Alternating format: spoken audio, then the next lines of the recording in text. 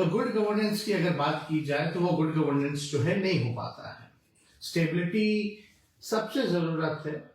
अगर विकास हित में अगर किसी भी सरकार को अगर काम करना है तो स्टेबिलिटी जो है बहुत जरूरी होती है। लेकिन बार बार जो है पाला इधर से उधर बदलने में जो है वो स्टेबिलिटी कहीं ना कहीं से लोकतंत्र में हम लोग शर्मसार हुए हैं। और बिहार जो है लोकतंत्र की जननी है, और जिस हिसाब से माननीय मुख्यमंत्री जी ने लोकतंत्र को शर्मसार करने का काम किया है, ये हम सब लोग के जानते हैं। और विधानसभा में जब ट्रस्ट वोट जब हो रहा था तो उसमें हम लोगों ने कई बातें जो है रखी, और मेरा मानना है कि चलिए कोई बात नहीं, हम लोगों को अफसोस नहीं है उनके जाने का। लेकिन जिन मुद्दों के साथ हम लोग खड़े थे, आज हम लोग उसी विचारधारा और मुद्दों के साथ खड़े हैं, अडिग हैं। और हम लोगों को 17 महीने काम करने का मौका मिला, और जो इन 17 महीनों में जो काम हुआ है वो 17 साल में भी काम नहीं हो पाया। और मैं आप सब लोगों को ये बताना चाहता हूं, दिल की बात बताना चाहता हूं कि मैं अपने क्षमता का केवल 10% ही उप मुख्यमंत्री रहते हुए काम किया है। और इसलिए क्योंकि आप जानते हैं मुख्यमंत्री नीतीश कुमार जी हैं और पुराने ख्यालात के हैं और कोई विजन नहीं है उनका। कई काम में जो हम लोगों का एजेंडा था, आप लोग अगर हम लोगों का मैनिफेस्टो देखेंगे 2020 का, तो मैं आप लोगों से ही पूछना चाहता हूं, बिहार के लोगों से पूछना चाहता हूं, देश के लोगों से पूछना चाहता हूं कि सबसे पहली बार 10 लाख सरकारी नौकरी देने का बात किसके मुंह से आपने सुना?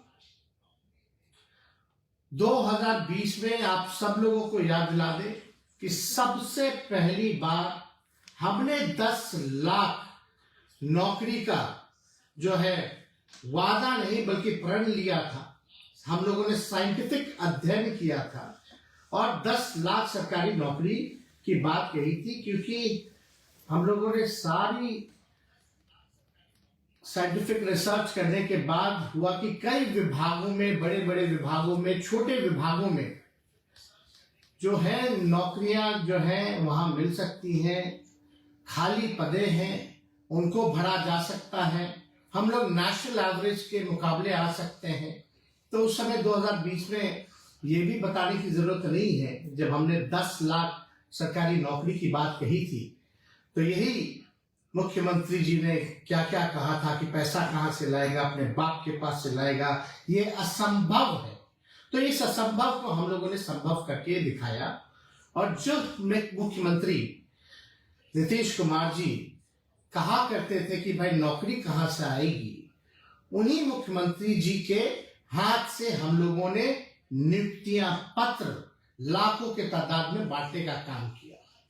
यानी जब हम डिप्टी सीएम बने तब भी हमारा जो एजेंडा था नौकरी देने का, वो सबसे पहला एजेंडा था और उसको हम लोगों ने लागू कराया।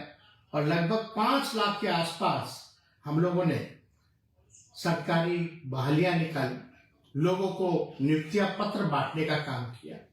और 2020 में तो जब मुख्यमंत्री असंभव कहते थे तो वहां जो वित्त मंत्री थी भारत सरकार की 2020 में आई यही पटना, और निर्मला जी, और उन्होंने कहा कि हम 19 लाख रोजगार की व्यवस्था कराएंगे। लेकिन 20 से 22 तक कोई नौकरी नहीं, कोई रोजगार नहीं, कहां गया किसी को अता पता नहीं।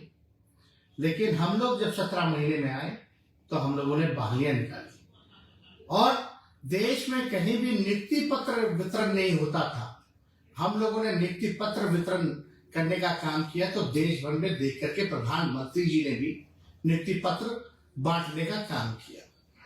हालांकि केंद्र में अब कितना रोजगार बचा है, चाहे रेलवे हो या और भी जगह है, वो आप लोग सब लोग भली भांति जानते हैं कि बहालियां निकल नहीं रही हैं।